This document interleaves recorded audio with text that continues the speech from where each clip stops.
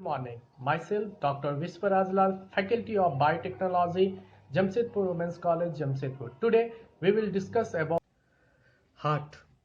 In this, we will discuss about introductions, anatomy of the heart, layers of the heart wall, chambers of the heart, heart valve, valves and circulations of blood, systematic and pulmonary circulations, cardiac muscles, tissues, and the cardiac conduction systems, electrical stimulations, heartbeat, regulation of heartbeat, nerves regulations, hormonal regulations, and lastly cardiac cycles. So we start.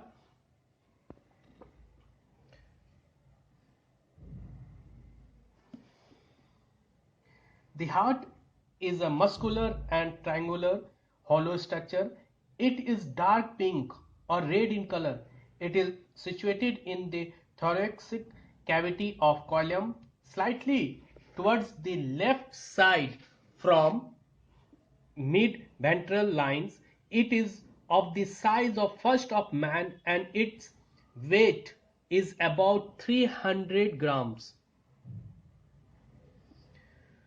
In anatomy of the heart is located in the mediastinum.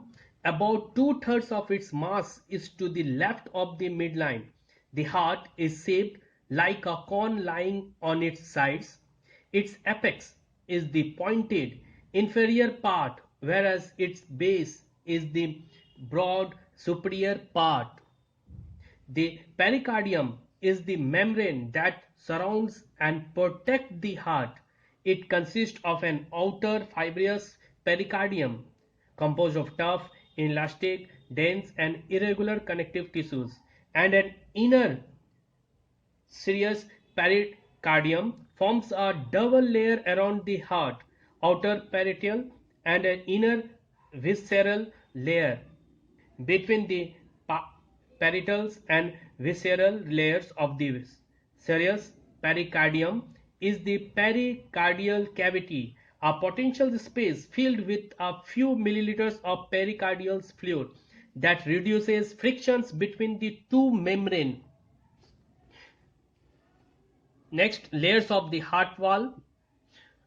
Three layers make up the wall of the heart: epicardiums, myocardiums and endocardium. The epicardium consists of mesothelium and connective tissues.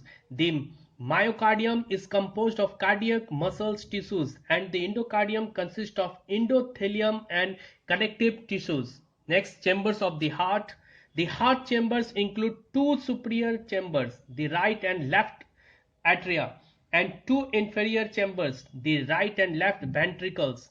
The right atrium receives blood from the superior vena cava, inferior vena cava and coronary sinus. It is separated from the left atrium by the interatrial septum, which contains the fossa ovales. Blood exits the right atrium through the tricapsid valve. The right ventricles receives blood from the right atrium. It is separated from the left ventricles by the interventricular septums and pumps blood through the pulmonary valve into the pulmonary trunk.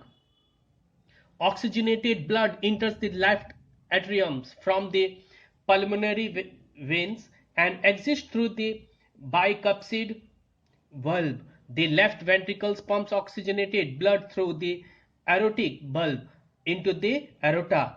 The thickness of the myocardiums of the four chambers varies according to the chamber's functions. The left ventricles with the highest workload has the thickest wall. Next, heart's valves and circulations of blood. As each chamber of the heart contracts, it pushes a volume of blood into a ventricles or out of the heart into an atria. The valves open and close in response to pressure changes. As the heart contracts and relaxes, heart valves present backflow of blood within the heart. The atrioventricular valves AV, which lies between atria and ventricles, are the tricapsid valve. on the right side of the heart and the bicapsid bulb on the left. The semilunar bulbs SL are the aortic bulb at the entrance to the aorta and the pulmonary bulb at the entrance of the pulmonary trunk. Next, systematic and pulmonary circulations. The heart is actually two separate pumps. The left side pumps blood to the body and the right side pumps blood to the lungs. Each side has an atrium and a ventricle. The left side of the heart is the pumps of the systematic circulation, the circulation of blood throughout the body except for the air of the lungs. The left ventricles ejects blood into the aorta and the blood then flows into systematic arteries, arterioles, capillaries, venules and veins, which carry it back to the right atriums. The right side of the heart is the pump for pulmonary circulations, the circulation of blood through the lungs.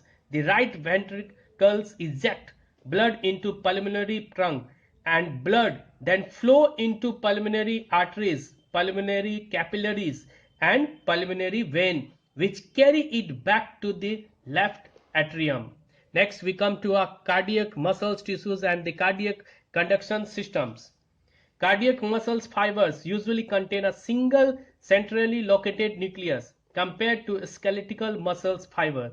Cardiac muscles fibers have more and large mitochondria, slightly smaller sarcoplasmic reticulum and wider transverse tubules, which are located at jet discs. Cardiac muscles fibers are connected via end-to-end interconnected discs. Desmosomes in the discs provide strength and gap junctions, allow muscles active potentials to conduct from one muscle's fiber to its neighbor. Some specialized cardiac muscles fibers are called autorhythmic fibers because they are self-excitable. Autorhythmic fibers rapidly generate action potentials that trigger heart contraction. These fibers have two important functions. They act as a pacemaker, setting the rhythms of electrical excitations that cause contractions of the heart. Second, they form the conduction systems, a network of specialized cardiac muscles fibers that provide a path for each cycle of cardiac excitations to progress through the heart. Components of the conduction systems are the sinoatrial SA node, pacemaker, atrioventricular AV node and atrioventricle AV bundle of his bundle branches and Purkinje fibers. Next, electrical stimulations. The heart does not require outside stimulations. This sinoatrial SA node is a bit of nervous tissues that serves as the cardiac pacemaker. Stimulation from the node causes both of the atria to contract at the same time because the muscle tissue conducts the stimulations rapidly. The contractions does not spread to the ventricles because the atria and ventricles are separated by connective tissues. As a wave of stimulations spreads across the atria, resulting in their contractions, another bit of nervous tissues called the atrioventricular node AV node also becomes stimulated. It conducts the action potential slowly to the ventricles. The slow spread is due to the small diameter of the neurons within the nodes. The slow speed of conductions within the AV node ensures that the ventricles contract after the atrial contract. The bundle of His then transmits impulse rapidly from the AV node to the ventricles. So today we note that anatomy of the heart, layers of the heart wall, chambers of the heart, heart valves and circulation of blood, systematic and pulmonary circulations, cardiac muscles, tissues and the cardiac conduction system, electrical stimulation. In next Part 2, we will discuss about heartbeat, regulation of heartbeat and cardiac cycles. Thank you.